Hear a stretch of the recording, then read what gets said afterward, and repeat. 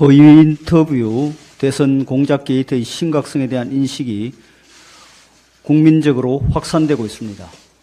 어제 공개된 여론조사에 따르면 허위 인터뷰와 관련해 가짜뉴스 유통은 국기문란이라는 주장에 동의하는 응답자가 53.3%로 동의하지 않은 응답자 24.7%보다 압도적으로 많았습니다. 이처럼 앞으로 선거 때 어떻게 뉴스를 믿고 지지할 후보를 선택하겠느냐는 국민들의 걱정이 이만저만이 아닙니다. 김만배 신앙님 허위 인터뷰 사건의 실체가 대선 조작 정치 공작이라는 점이 갈수록 분명해지고 있습니다.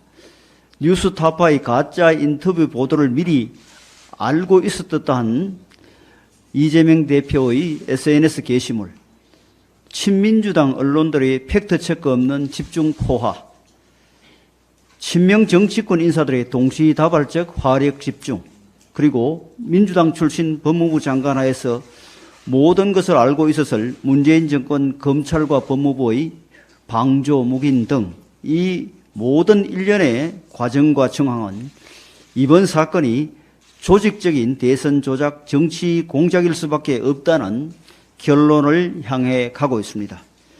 그렇다면 대장동 사건은 단순한 부동산 개발 비리가 아니라 비리와 연루된 정치인들이 대선 공작까지 협잡한 전대미문의 민주주의 파괴, 국민주권 찬탈이 될 것입니다.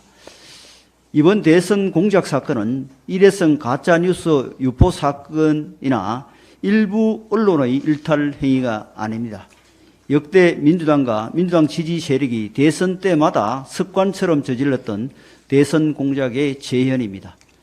단순히 인용 보도만 한 것을 가지고 무슨 대선 공작이냐고 하는데, 대선 3일을 앞두고 윤석열 후보에게 절대적으로 불리한 보도를, 그것도 사실 확인도 하지 않고 보도한 것을 어떻게 단순한 인용 보도 잘못으로 치부할 수 있겠습니까?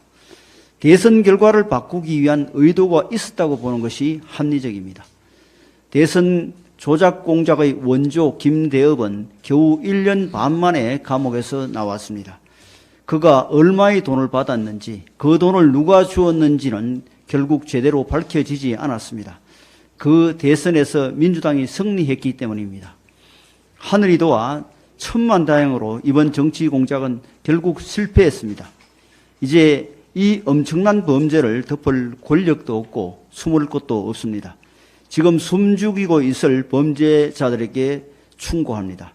민주주의 파괴 선거 조작을 기획, 실행, 확산한 자들은 이제라도 국민 앞에 진실을 고백하고 수사에 협조하십시오. 가짜뉴스의 쓰레기 더미에서 민주주의의 꽃은 필 수 없습니다.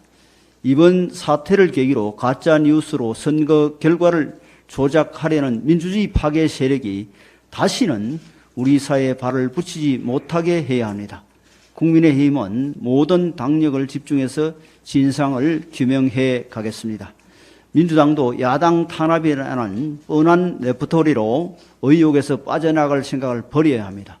무조건 부인만 하다가 나중에 진실이 드러날 경우 국민의 엄중한 심판을 맞을 수 있음을 명심하고 진상규명을 위한 청문회 개최와 검찰 수사에 적극 협조해서 진실을 원하는 국민의 뜻에 따라야 할 것입니다.